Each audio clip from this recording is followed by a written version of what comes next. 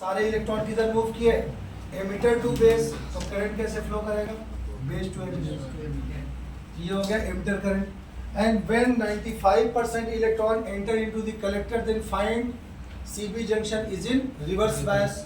जब ये यहाँ पे पहुंचे तो यहाँ पे कहानी और ही थी, आए थे कहाँ से, फॉरवर्ड बायस से, और पहुंच कहाँ गए, रिवर्स बायस। दूसरी शादी में तो निकले थे अंधेरी से, पहुंच गए झोपड़पट्टी में इधर, ठीक है। जब इधर आ गए तो रिवर्स बायसिंग में आ गए। अभी रिवर्स बायसिंग में क्या होगा, it is connected to positive terminal, तो ये सब के सब क्या हो गए, फ्लो करेंगे। तो ये सारे इलेक्ट्रॉन इधर अट्रैक्ट हो गए, तो करंट कैसे फ्लो करेगा, ऊपर। ये कौन सा करंट हो गया, कलेक्टर। अब 95% इलेक्ट्रॉन कहाँ पहुंच गए, कलेक्टर में, और 5% बेस में।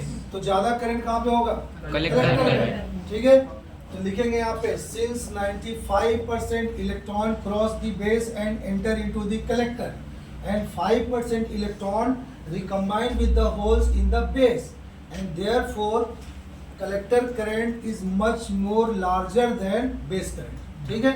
यहाँ पे क्या हो गया, collector current is much more larger than base current. और ट्रांजिस्टर का इक्वेशन क्या हो जाएगा, IE is equal to IB plus IC, IB plus IC plus IC।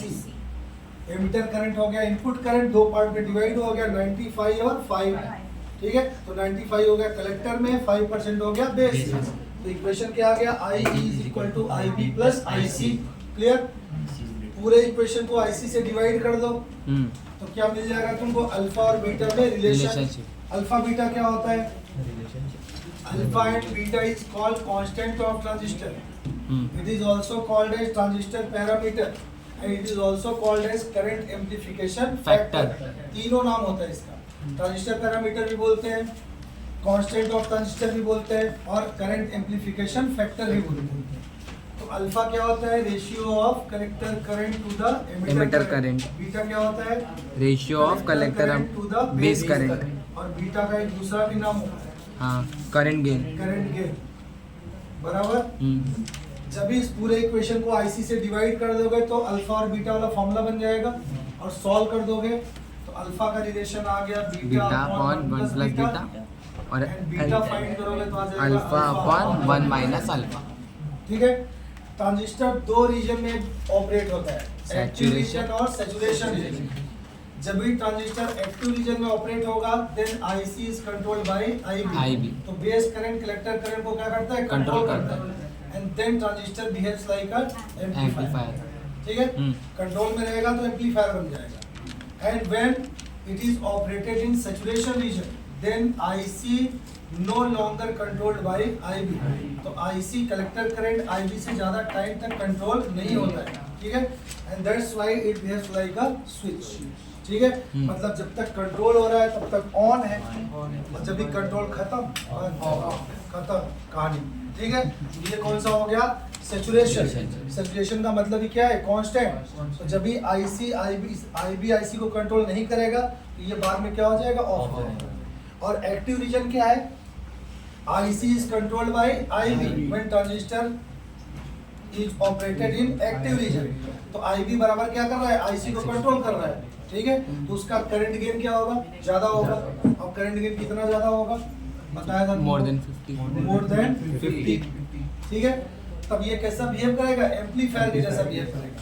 Amplifier कैसा बिहेव करता है, सिग्नल को बढ़ा देता है, बीटा टाइम्स बढ़ाता है, एम्पलीफायर सिग्नल के स्ट्रेंथ को बढ़ा देता है, बीटा टाइम्स, ठीक है। तो सिग्नल के स्ट्रेंथ को कैसे बढ़ाता है, ये हो गया तुम्हारा ट्रांजिस्टर NPN। जिसको बढ़ाना है उसको कहाँ पे लगाएंगे, नीचे इनपुट एमिटर और बेस के बीच में, यही बताया था ना मैंने। जिसको भी एम्पलीफाई करना है उसको कहाँ पे कनेक्ट करेंगे, बिटवीन एमिटर एंड बेस। और जहाँ से आउटपुट लेना है उसको कहाँ पे कनेक्ट करेंगे, कलेक्टर और एमिटर के बीच में, यहाँ पे। अब कनेक्शन भी करना है साथ में, दो बैटरी लगेगा, ये फॉरवर्ड में, ये रिवर्स में, plus minus plus plus connection हो गया। ये कौन सा ट्रांजिस्टर है, ये वाला कौन सा ट्रांजिस्टर है, NPN है। करंट का डायरेक्शन देख लिया तो बेस टू एमिटर है, ठीक है। बेस टू एमिटर है तो कौन सा ट्रांजिस्टर हो गया, NPN। ये base to emitter current flow कर रहा है और ये कलेक्टर करंट फ्लो कर रहा है IC। ये हो गया IB, ये हो गया IE। RL। और ये हो गया RL।